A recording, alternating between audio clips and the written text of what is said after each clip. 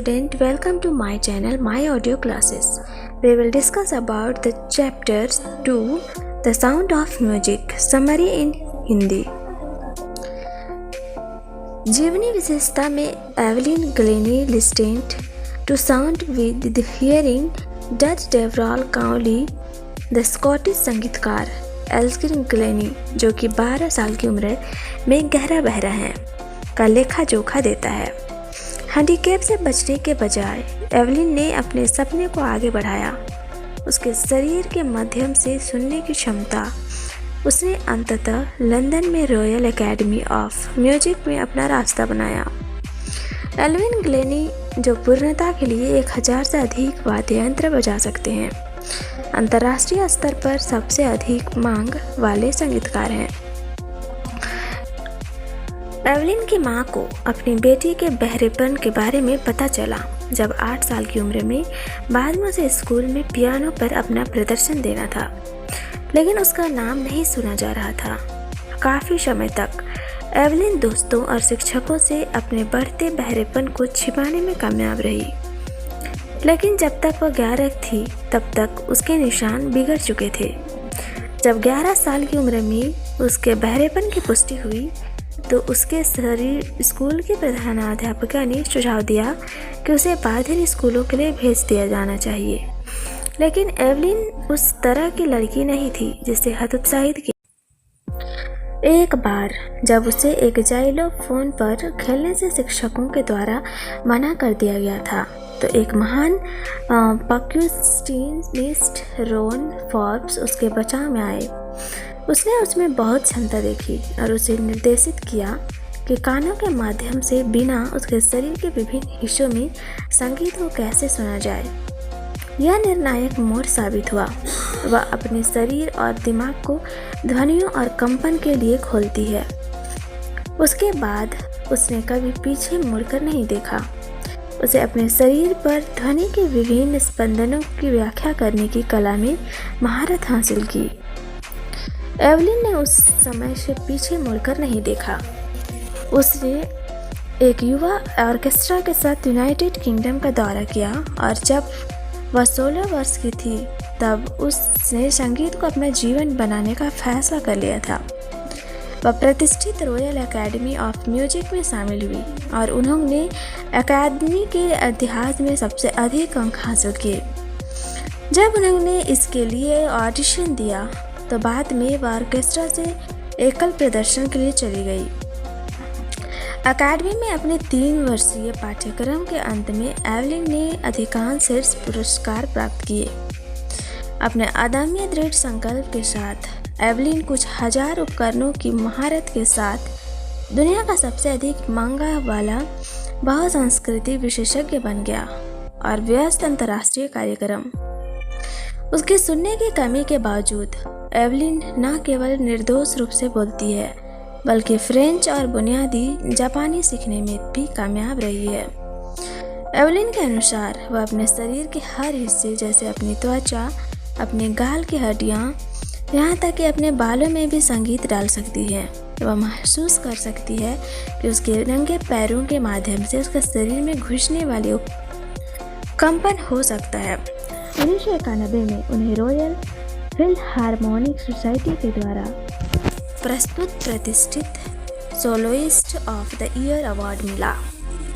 मानवीय दृष्टिकोण वाला व्यक्ति एवलिन जेलों और अस्पतालों में मुफ्त संगीत कार्यक्रम देता है। अपने प्रयासों के साथ उसने ऑर्केस्ट्रा में टक्कर उपकरणों के लिए एक महत्वपूर्ण स्थान हासिल किया।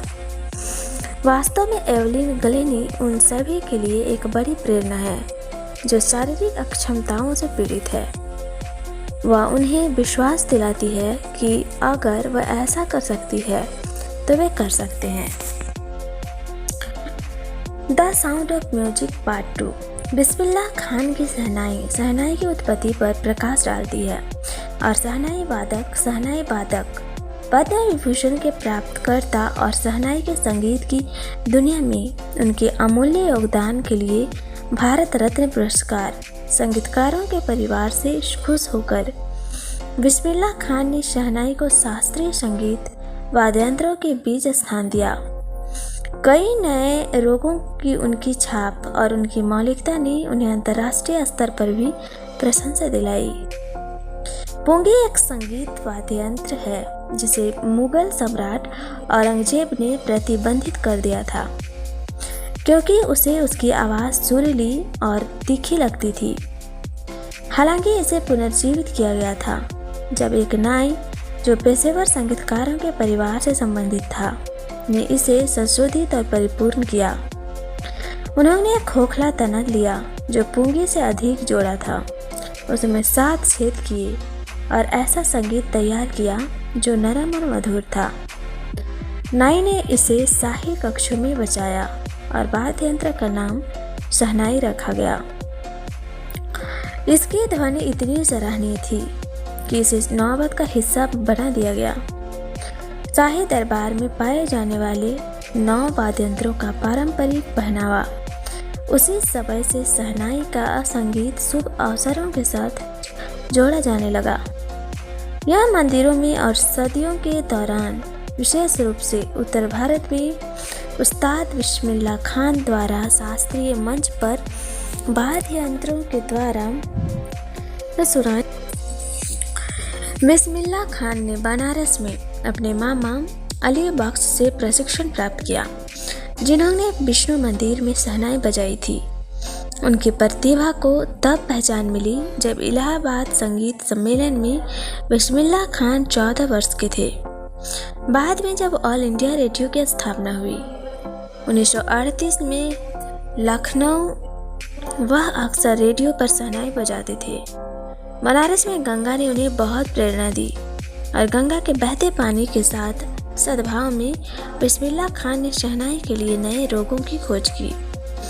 उन्होंने गांव और डुमराव के लिए ऐसी व्यक्ति विकसित की कि उन्होंने अमेरिका में बसने के अवसर को अस्वीकार कर दिया जब उन्हें यह पेशकश की गई।